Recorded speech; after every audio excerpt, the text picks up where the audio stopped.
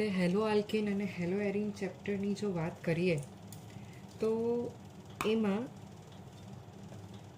સૌથી પહેલાં તો આપણે ઇન્ટ્રોડક્શન કમ્પ્લીટ કરેલું. ઇન્ટ્રોડક્શન કમ્પ્લીટ કર્યા પછી આપણે નોમેનક્લેચર પર ગયેલા, વર્ગીકરણ કરેલું, બરાબર છે. ત્યાર પછી આપણે બનાવટ જોઈ લીધી, નેમ રિએક્શન જોઈ લીધી. હવે આપણે ભૌતિક ગુણધર્મો જોઈ લીધા અને હવે આપણે જોવાનું છે રાસાયણિક ગુણધર્મો. શું જોવાનું છે? રાસાયણિક ગુણધર્મો, જેની અંદર આપણે 4 રિએક્શન ટોટલ જોવાની છે. તો પહેલો ભાગ છે તે છે કેન્દ્રાનુરાગી વિસ્થાપન પ્રક્રિયા. કેન્દ્રાનુરાગી વિસ્થાપન પ્રક્રિયા. હવે કેન્દ્રાનુરાગી વિસ્થાપન પ્રક્રિયાની વાત કરીએ તો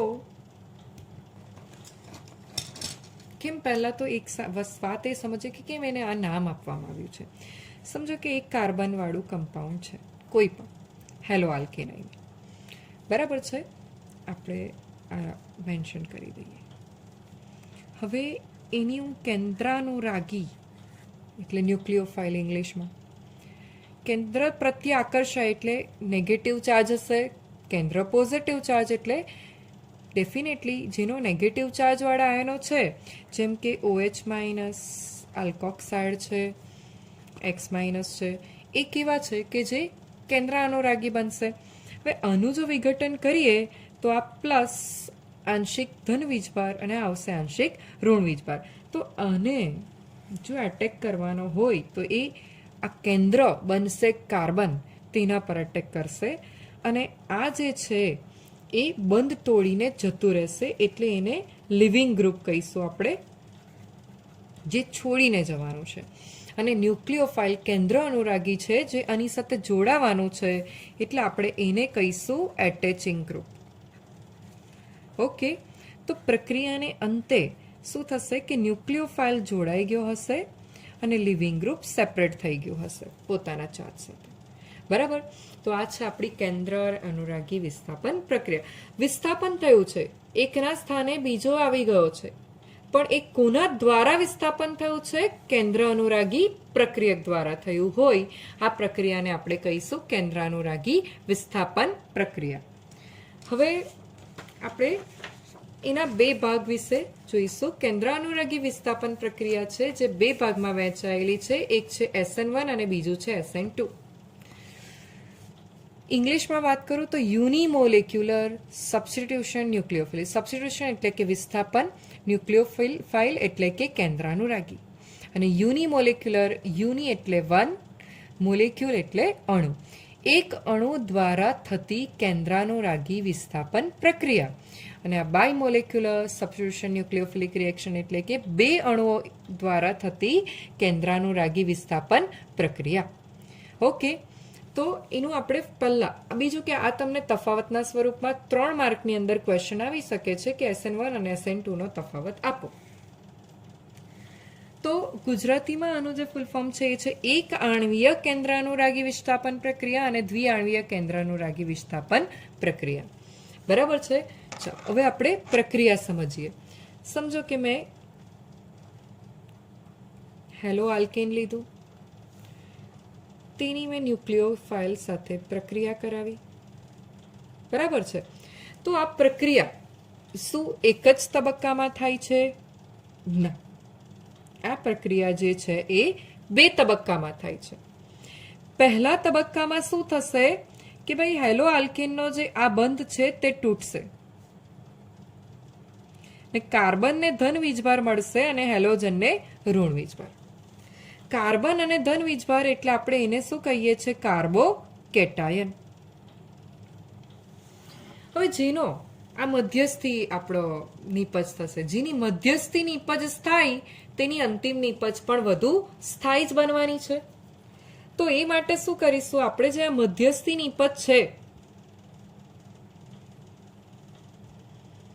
બરાબર, તે કેવી હશે તો વધુ સ્થાયી? તો કાર્બોકેટાયનની સ્થાયીતાનો ક્રમ કંઈક આ મુજબ છે. નોર્મલ CH3 ગ્રુપ કરતાં પ્રાઇમરી વધુ સ્થાયી, પ્રાઇમરી કરતાં સેકન્ડરી, સેકન્ડરી કરતાં ટર્શરી. તો અહીંયા હું ટર્શરીનું જ ઉદાહરણ લઈ લઉં છું, બરાબર છે? ઓકે, હવે 3 R ગ્રુપ સમાન પણ હોઈ શકે છે, જુદા પણ હોઈ શકે છે. તો આ ટર્શરી કાર્બોકેટાયન છે એવું આપણે લઈ લઈએ, કેમ કે એમાં વધુ સ્થાયીતા છે એટલે આપણે ઉદાહરણ વધુ સ્થાયી સમૂહ દ્વારા જ લઈશું. હવે બીજા સ્ટેપની અંદર શું થશે? સ્ટેપ 2 સમજીએ. બીજા સ્ટેપની અંદર આ ન્યુક્લિયોફાઇલ છે તે પ્રક્રિયા કરશે અને જોડાશે.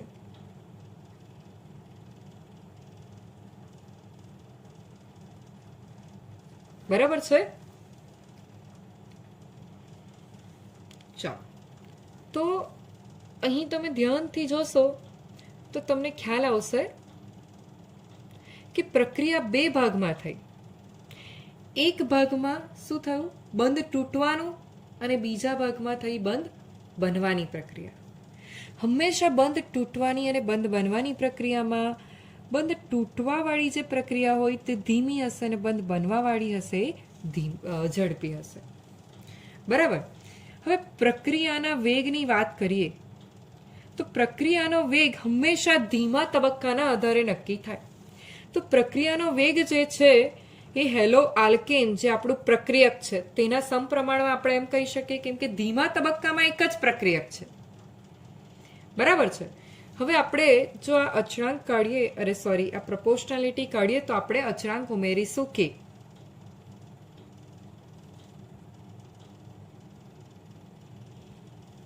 અને આ જે પ્રક્રિયા છે જેને આપણે કહીશું પ્રથમ,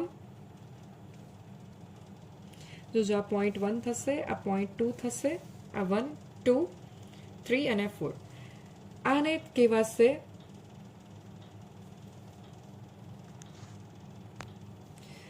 પ્રથમ ક્રમની પ્રક્રિયા.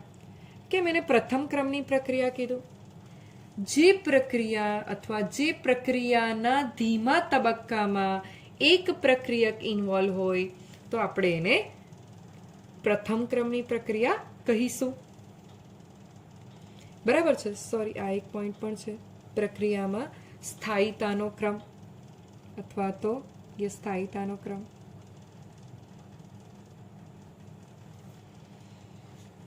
તો 1, 2, 3, 4 અને આ 5. છઠ્ઠા મુદ્દામાં આપણે આપીશું એક્ઝામ્પલ. R ની જગ્યાએ હું CH3 ગ્રુપ મૂકી દઉં છું અને X ની જગ્યાએ હું ક્લોરીન મૂકું છું. પહેલો તબક્કો ધીમો થશે. પહેલાનું નામ લખીશું 1, 2 અને 3. 2 ક્લોરો,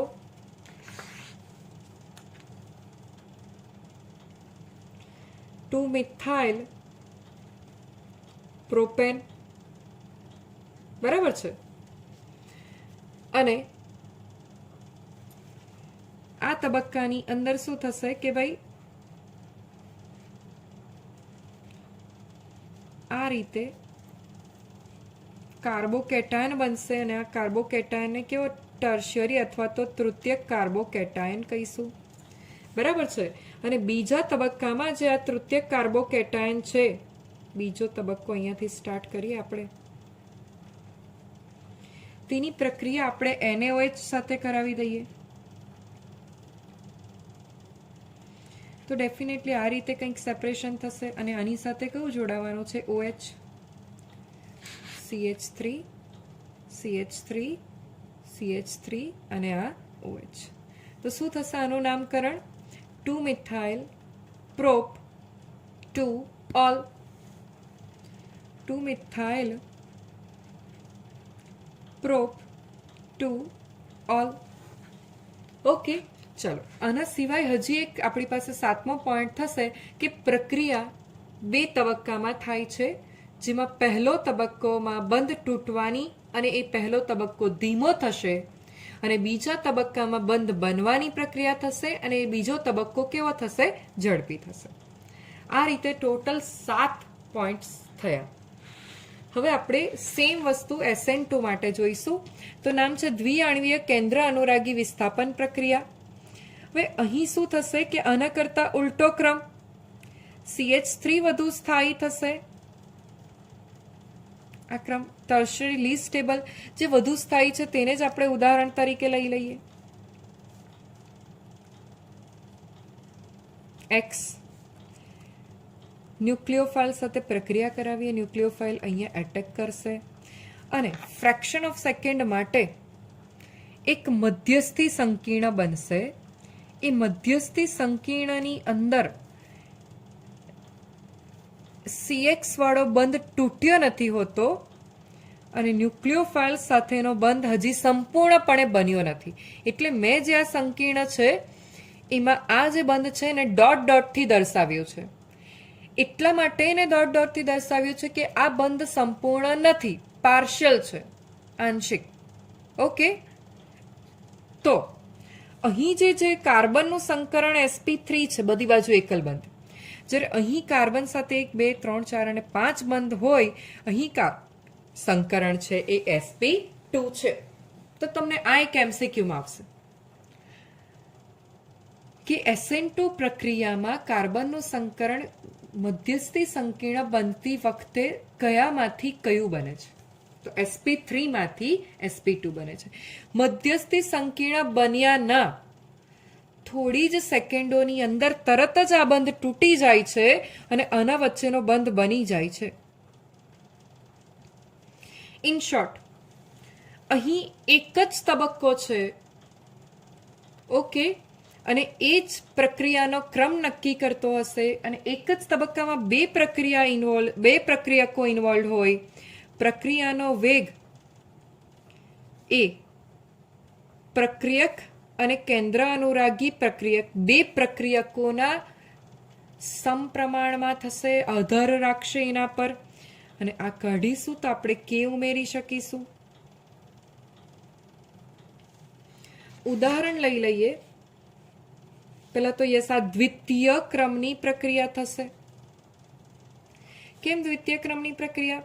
કેમ કે પ્રક્રિયાનો વેગ જે છે એ બે પ્રક્રિયકો પર આધાર રાખતો હોય, તેને દ્વિતીય ક્રમની પ્રક્રિયા કહેવાશે. CH3Cl plus OH minus CH3OH plus Cl minus. Living group છોડી જનારો સમૂહ, એટેચિંગ ગ્રુપ જોડાનાર સમૂહ. ઓકે, ચાલો, તો આ આપણું ઉદાહરણ થઈ ગયું. અને લાસ્ટમાં જે SN1 અને SN2 નો 7મો મુદ્દો છે જે આપણે મેન્શન કરીશું કે ભાઈ પ્રથમ તબક્કામાં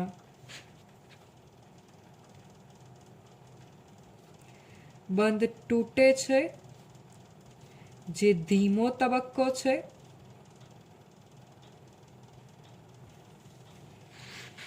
અને બીજા તબક્કામાં બંધ બને છે, જે ઝડપી તબક્કો છે.